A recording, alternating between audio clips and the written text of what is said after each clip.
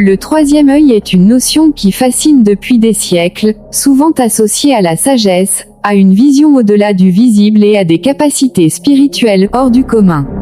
Lorsqu'il est question de Lobsang Rampa, figure énigmatique et controversée du XXe siècle, cette idée prend une tournure singulière, à la fois mystique et romanesque. Son ouvrage le plus connu, Le Troisième œil, publié en 1956, fut présenté comme un témoignage autobiographique relatant la vie d'un moine tibétain initié aux mystères occultes de l'Orient. Lobsang Rampa capta rapidement l'attention d'un large public occidental avide de spiritualité alternative et d'exotisme à une époque où le Tibet demeurait presque inaccessible. Ce livre fondateur, qui allait susciter autant de ferveur que de scepticisme, repose tout entier sur cette mystérieuse opération destinée à lui ouvrir le troisième œil, siège de perceptions extrasensorielles, les clés d'une connaissance interdite aux regards ordinaires.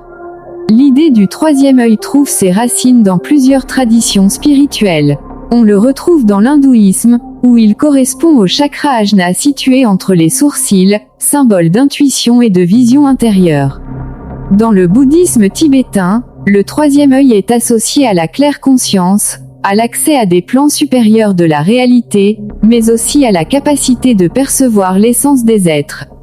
Lorsqu'on replace le récit de Rampa dans ce contexte, on comprend que sa démarche s'inscrivait dans la fascination occidentale de l'après-guerre pour un Orient fantasmé, porteur de secrets susceptibles de transformer l'existence.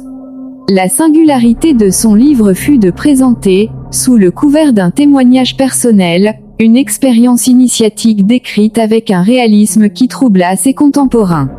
Selon Rampa, l'ouverture de son troisième œil fut réalisée par une intervention rituelle, une incision au sommet du crâne, puis l'introduction d'un instrument de bois, destiné à éveiller une faculté latente chez l'initié. À travers cette opération symbolique autant que physique, le narrateur accédait à une forme de clairvoyance, lui permettant de percevoir l'aura des vivants, les énergies invisibles qui les entourent, et même de voir au-delà du temps et de l'espace. Cette description frappa l'imagination de milliers de lecteurs, d'autant qu'elle s'inscrivait dans un univers exotique, monastère himalayen, maître spirituel, paysage tibétain grandiose. Le récit combinait ainsi une mythologie séduisante et une promesse de transformation intérieure. Toutefois, dès la parution de l'ouvrage, des doutes apparurent sur l'authenticité du témoignage. Il fut révélé que l'auteur de Lobsang Rampa n'était pas un moine tibétain, mais Cyril Henry Hoskin, un Britannique autodidacte passionné d'occultisme et de spiritualité. Cette imposture présumée ne fit que nourrir le mythe. Car si l'illusion biographique fut dénoncée, le message spirituel, lui, continua de captiver un vaste lectorat. Beaucoup se disaient touchés par la force d'inspiration et par la cohérence intérieure de l'expérience narrée.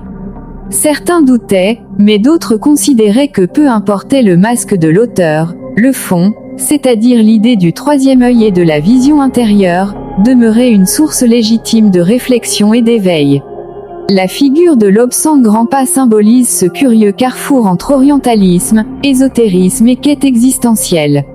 Dans une époque marquée par le matérialisme croissant et les tensions de la guerre froide, ces récits ouvrirent une brèche vers un univers où l'esprit n'était pas limité aux contingences physiques.